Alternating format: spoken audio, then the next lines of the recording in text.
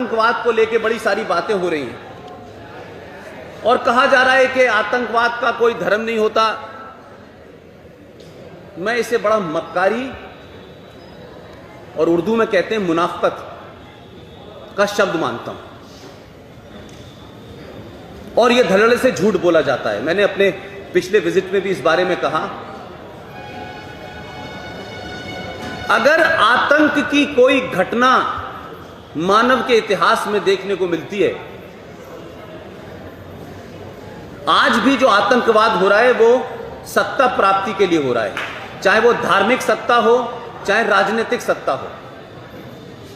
लेकिन जो लोग सुबह से शाम तक हदीस का, कुरान का हवाला देकर के ये कहते हैं कि Islam is a religion of peace, मुझे नहीं पता कि वो हिंदुस्तान के लोगों को या तो बेवकूफ समझते हैं या हिंदुस्तान के लोगों को समझते हैं कि ना ये उर्दू जानते हैं, ना ये फारसी जानते हैं, ना मुसलमानों के बारे में जानते हैं, लिहाजा यहां झूठ फैलाओ और खुलेआम फैलाओ। मोहम्मद साहब जब जीवित थे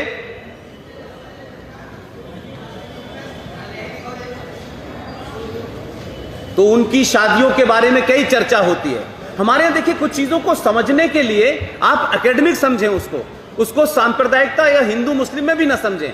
एक वजह यह भी है कि हम नहीं पढ़ते हैं, जिसका फायदा दूसरे लोग उठाते हैं। मोहम्मद साहब ने कितनी शादियां की थी ये मैं नहीं कह रहा, जो रिकॉर्ड बताता है, जो इस्लाम बताता है, जो कुरान बताता है, जो हदीस बताती है, जो शरिया बताता है। किसी को पता है आप में से कि उन्होंने कितनी शादियां की थी? अगर ये बात टेलीविजन पे कोई आदमी कह देता है, कोई एक्सपर्ट पूछ लेता है, तो उसके खिलाफ फतवा जारी हो जाता है। ये क्या मक्कारी है भाई? मोहम्मद साहब ने, मेरा रिकॉर्ड नहीं कह रहा, ये मोहम्मद साहब की ऑफिशियल 12 शादियां हुई थी और जब वो खुद 25 साल के थे तब उन्होंने पहली शादी एक 52 साल की विडो से की थी जिसका नाम था खतीजा। और इस 52 साल की शादी के बाद उन्होंने शादियां की 60 साल तक। और इन तमाम सबके बीच में, मेरी बात को जरा ध्यान से सुनिए, मैं अपनी बात को सिर्फ इंफॉर्मेशन के लिए नहीं कह रहा हूं, आपको बताने के लिए कह रहा हूं। आज सबसे ज्यादा जरूरत इस बात की है कि ना तो टेलीविजन की डिबेट पे, ना ही डिबेट में, ना सेमिनार पे इन बातों को लोग बोलने से घबराते हैं। और अगर मैं घबराता होता तो मैं यहां नहीं आता। उस 12 शादियों में जो सबसे कम उम्र की शादी जिस लड़की से उन्होंने की, उसकी उम्र थी 7 साल, 7 इयर्स। और जब वो 7 के थे, बेटी जो लड़की थी उसका नाम था आयशा। उस वक्त खुद मोहम्मद साहब की उम्र जो थी वो 54 साल थी। और उस आयशा के पिता जीवित थे। तो जब आप डिबेट करते हैं तो तर्क यह दिया जाता है कि ये जो ज्यादा शादी करने का जो कंसेप्ट था वो इसलिए था कि उस जमाने बड़ी जंगें हो रही थी, बड़ी लड़ाइयां हो रही थी, तो जवान जवान लड़कियां जो हैं वो विधवा हो जाती थी, उससे उनकी जिंदगी खराब होती थी, उनकी इज्जत पे मामला होता था, सोसाइटी में कहीं हालात खराब ना हो जाएं, इसलिए उनको प्रोटेक्शन देने के लिए शादी की जाती थी ताकि उनका प्रोटेक्शन हो जाए, सोसाइटी में प्रोटेक्शन हो जाए, इकोनॉमिक प्रोटेक्शन हो जाए। तो ये तर्क भी मुझे समझ में आता था कुछ हद तक। लेकिन मेरी रिसर्च ये कहती है कि जिस 7 साल की लड़की का बाप जीवित था, उसे मोहम्मद साहब की बीवी बना के कौन सा प्रोटेक्शन दिया जा रहा था?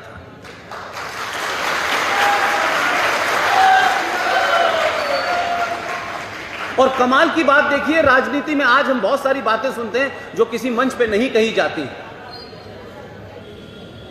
जो बिटवीन द लाइन्स आप भी समझ सकते हैं।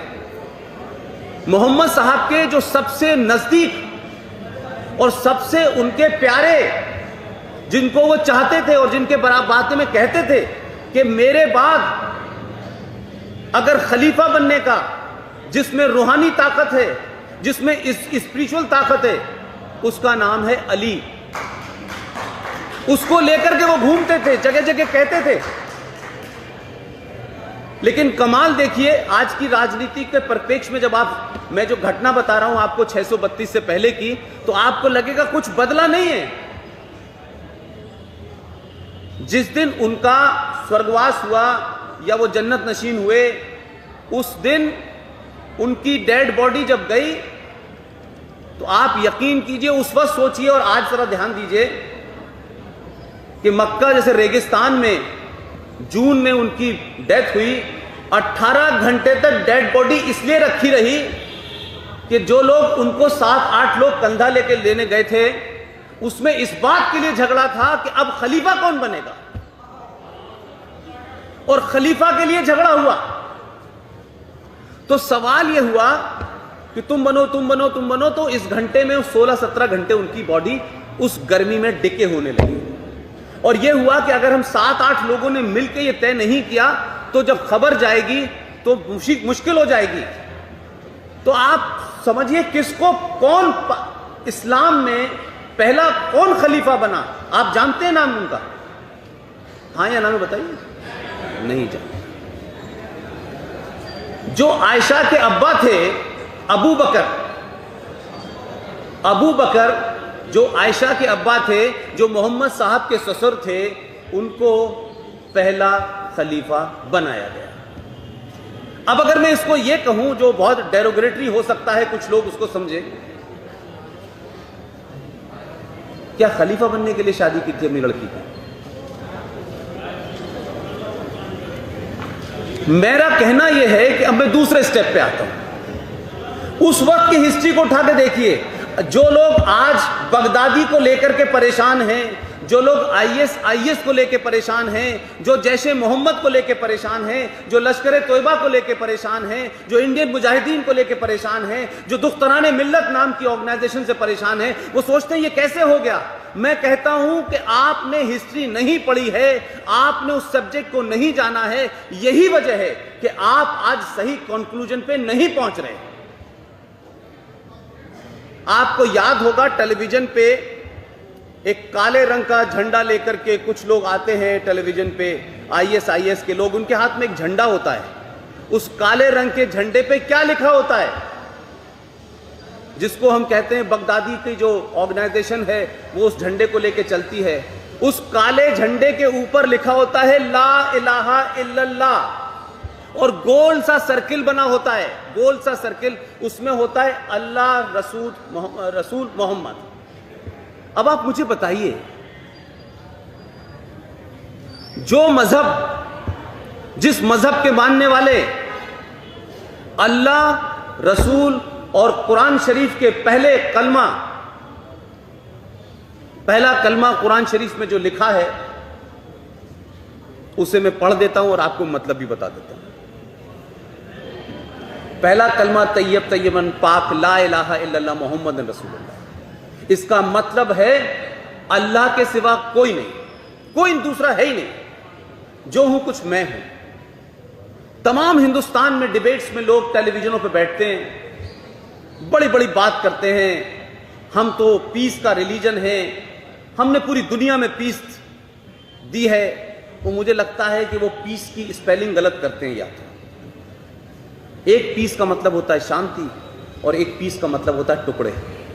جو ہم دیکھ رہے ہیں چہرہ پوری دنیا میں، جو کتاب کو لے کر کے پوری دنیا کو میں بتا رہے ہیں کہ ہم پوری دنیا میں اسلام کا قانون، اسلام کی حکومت نافذ کریں گے، اور کشمیر میں بھی کچھ دیوانے ہیں جو سطح میں بھی ہیں اور سطح کے باہر ہی ہیں، وہ بھی کہتے ہیں ہم یہاں پر جو ہے نظام مصطفیٰ جو ہے لاگو کریں گے.